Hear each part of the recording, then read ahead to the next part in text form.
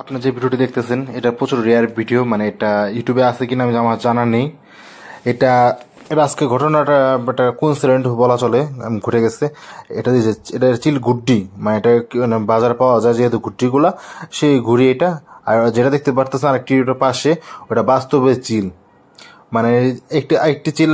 আর ঘুড়িটা দেখে মনে করতেছে এটা একটা চিল, এগুলো পাখি দেখতে পারতেছেন।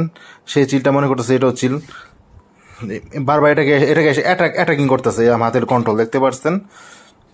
বাট এটা কি বলা চলে, মানে আমি দেখি না আগে এটা ঘুরটিকে এত সুন্দর চিল এটা মনে করে অ্যাটাক করে।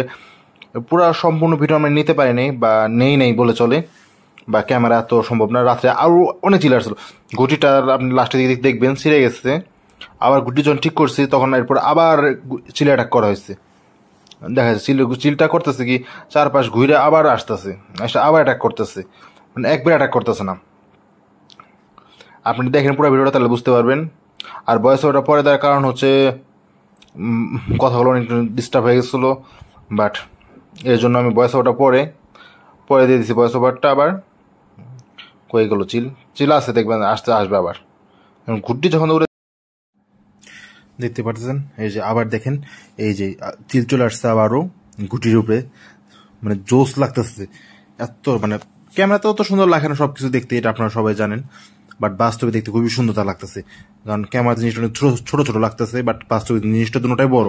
চিলটাও ভালো বড় আর ঘুড়িটা ভালো বড়। ঘুড়িটা আমার আছে প্রায় 3.5 ফুটের মতন পাশে, আর লম্বায় আছে 2 ফুট।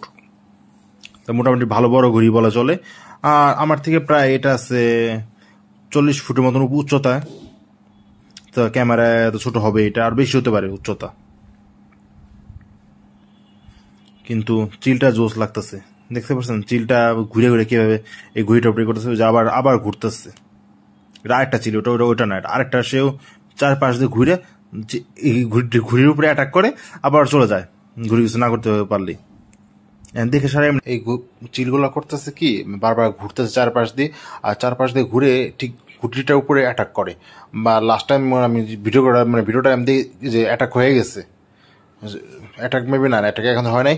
অ্যাটাক কিছুক্ষণ করে ক্যামেরাটা সরবে, নিচ দিয়ে উঠে এসে অ্যাটাকটা করে আবার সুতাটা ছিঁড়ে যায় আমার। এই যে সুতা ছিঁড়ে গেছে, এখন সুতা ছিঁড়ে গেছে, আমি বুঝতে পারিনি।